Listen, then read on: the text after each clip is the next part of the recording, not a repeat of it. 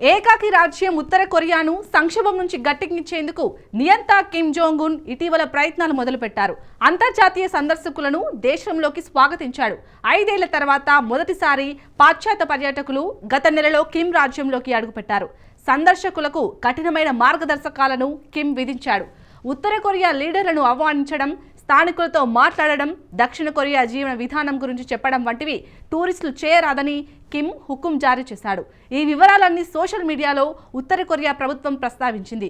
అంతా బాగానే ఉందనుకున్న టైంలో ప్యాంగాంగ్ విదేశీయుల రాకకు మళ్లీ తలుపులు మూసేసింది. అసలు కిమ్ ఏం చేస్తున్నాడు?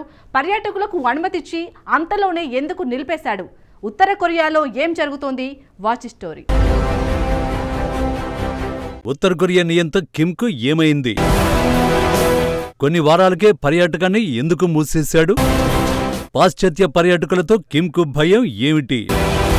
కిమ్ జోంగ్ ఉన్ ఈ పేరు వింటే చాలామంది అటెన్షన్ చూపిస్తారు. ఎందుకంటే ఉత్తర కొరియా నియంత తీసుకునే నిర్ణయాలు చాలా విచిత్రంగా, ఆశ్చర్యపోయేలా ఉంటాయి. అంతేకాదు, అగ్రదేశం అమెరికాపై నిత్యం కయ్యానికి కాలుదువే ఏకైక దేశాధిపతి కూడా కిమ్మే. ఈ కారణంగానే కిమ్ గురించి చాలామంది ఆసక్తిగా చూస్తారు. అయితే 3 వారాల క్రితం కిమ్ వ్యూహాత్మక నిర్ణయం తీసుకున్నాడు.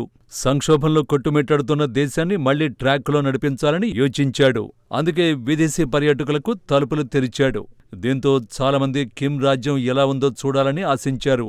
వేసవి సెలవుల్లో కిమ్ దేశంలోని వింతలను చూడాలని ప్లాన్ వేసుకున్నారు. కొత్త విషయాలు తెలుసుకోవచ్చని భావించారు. అయితే తమ దేశంలో పర్యటించాలంటే తప్పనిసరిగా కొన్ని కఠిన నియమాలను పాటించవలసిందేనని ప్యోంగ్యాంగ్ కొన్ని సూచనలు జారీ చేసింది. పర్యటన సమయంలో సెల్ ఫోన్లను వాడరాదని సూచించింది. అక్కడ ఇంటర్నెట్ ఉండదని తెలిపింది. ఇక ఏటీఎంలు కనుచూపు మేరలో ఉండవని తేల్చేసింది. అంతేకాదు, కిమ్ను, తండ్రిని, తాతలను కించపరిచేలా, అవమానించేలా మాట్లాడరాదని కిమ్ ప్రభుత్వం స్పష్టం చేసింది. ఆ దేశంలో పర్యటిస్తున్నంతకాలం హై హీల్స్, డిజైనర్ షూలు ధరించకూడదని స్పష్టం చేసింది. ఇన్ని నియమాలుంటే పర్యటించేది ఎలా అన్న అనుమానం కలుగుతోంది కదా. అయినా చాలామంది కిమ్ దేశంలో పర్యటనకు ఇష్టపడ్డారు. ఒకవేళ కిమ్ రాజ్యంలో పర్యటించాలనుకుంటే నియమాలను విదేశీయులు తప్పకుండా పాటించవలసిందే. విదేశీయులు పర్యటిస్తున్నప్పుడు వారిపై తప్పనిసరిగా నిఘా ఉంటుంది. వీధుల్లో తిరిగేటప్పుడు స్థానికులతో మాట్లాడేందుకు, వాష్రూములు ఉపయోగించుకునేందుకు అవకాశాలు చాలా తక్కువగా ఉంటాయి. ఇక అక్కడ ఏం చూడాలనుకుంటున్నారో కిమ్ ప్రభుత్వమే నిర్దేశిస్తుంది. బ్యాలిస్టిక్ క్షిపణుల పాటల్ని పాడుతూ విద్యార్థులు నృత్య ప్రదర్శనలు చేస్తారు. వాటినే గత్యంతరం లేక చూడాల్సి ఉంటుంది. పోనీ విద్యార్థుల ప్రదర్శన అద్భుతంగా ఉంటుందా అంటే అదీ లేదు. నమ్మినా నమ్మకపోయినా ఉత్తర కొరియాలో పర్యటనంటే ఇలాగే ఆంక్షల నడుమే చేయాల్సి ఉంటుంది. ఏకాకిగా మిగిలిన కిమ్ రాజ్యం ఎలా ఉందో చూసేందుకు ఇలాంటి కఠినమైన నిబంధనలకు కూడా సిద్ధపడి కొందరు వెళుతున్నారు. 2020లో కోవిడ్ మహమ్మారి భయానికి ఉత్తర కొరియా సరిహద్దులను పూర్తిగా మూసేసింది. అంతర్జాతీయ సందర్శకుల రాకను కూడా కిమ్ నిషేధించాడు. దీనంతటికీ కారణం వైరస్ తమ దేశంలోకి వస్తుందనే భయమే. అసలే ఉత్తర కొరియాలో ప్రజల ఆరోగ్య పరిస్థితులు అంతంత మాత్రంగానే ఉన్నాయి. అందుకే కిమ్ కోవిడ్ విషయంలో కఠిన నిర్ణయాలు తీసుకున్నాడు. అయితే 2023లో ప్యోంగ్యాంగ్ వైరస్ను పూర్తిగా నియంత్రించింది. దీంతో కోవిడ్ ఆంక్షల్ని కిమ్ ప్రభుత్వం సడలించింది. 2024లో ఆ దేశానికి చెందిన ప్రతిష్టాత్మక విమానయాన సంస్థ తొలి అంతర్జాతీయ సర్వీసును ప్రారంభించింది. 2024లోనే కొందరు విదేశీ పర్యాటకుల్ని ప్యోంగ్యాంగ్ అనుమతించింది. ఈ పర్యాటకులంతా రష్యన్లే కావడం విశేషం. సుమారు 100 మంది ప్రైవేట్ టూర్కు వచ్చారు. కానీ చివరకు ఈ ఏడాది ఉత్తర కొరియా అంతర్జాతీయ పర్యాటకులకు సరిహద్దులు తెరిచింది. గత నెలలో 5 ఏళ్ల తర్వాత తొలిసారి దేశంలోకి పాశ్చాత్య పర్యాటకుల్ని అనుమతించింది.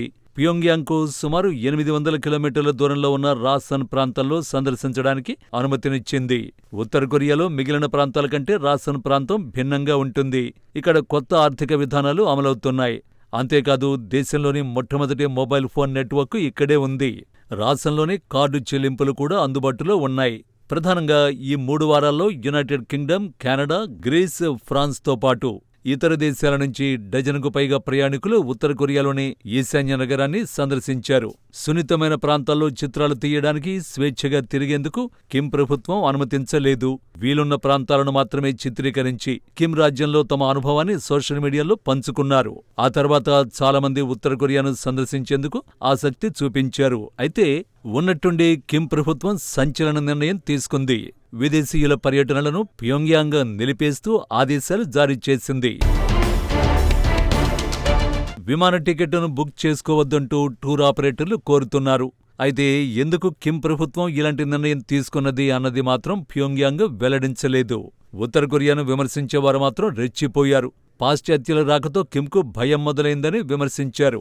ఇదిలా ఉంటే పర్యాటకంతో ఉత్తర కొరియాకు విదేశీ కరెన్సీ సులభంగా లభించేది. నిజానికి ప్రపంచంలోనే అత్యధికంగా ఆంక్షలను ఎదుర్కొంటున్న దేశాల్లో ఉత్తర కొరియా ఒకటి.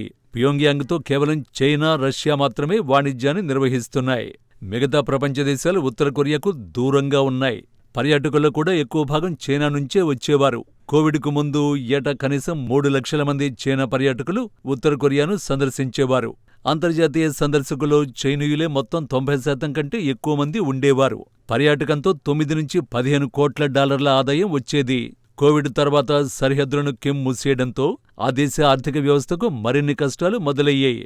ఈ నేపథ్యంలోనే కిమ్ పర్యాటకాన్ని తిరిగి ప్రారంభించాలని నిర్ణయించుకున్నాడు. కానీ 3 వారాల్లోనే విదేశీ పర్యాటకుల్ని వద్దనడంపై సందేహాలు వెల్లువెత్తుతున్నాయి. కిమ్ తీసుకున్న తాజా నిర్ణయంతో ప్యోంగ్యాంగ్ మరింత ఇబ్బందులకు వెళ్తుంది. వాస్తవానికి కిమ్కు విదేశీయులంటే భయం. వాళ్లను చూసి తమ ప్రజలు మారిపోతారేమోనన్న ఆందోళన కిమ్ను వెంటాడుతోంది. బహుశా మరిన్ని కఠిన ఆంక్షలు పర్యాటకులపై విధించాలని తాత్కాలికంగా విదేశీ పర్యటనలు మూసేసి ఉండొచ్చు. కానీ తాజా పరిణామాలన్నీ ఒకరికి మాత్రం అనుకూలంగా మారాయి. అదే దక్షిణ కొరియా. ఉత్తర కొరియాకు వెళ్లే పాశ్చాత్య పర్యాటకులు దక్షిణ కొరియాకే ముందు చేరుకుంటారు. ఇంత దూరం నుంచి వచ్చిన వారు పనిలో పనిగా దక్షిణ కొరియా పర్యాటక ప్రాంతాలను కూడా సందర్శిస్తున్నారు. అందుకే సియోల్ ఆనందాన్ని వ్యక్తం చేస్తోంది.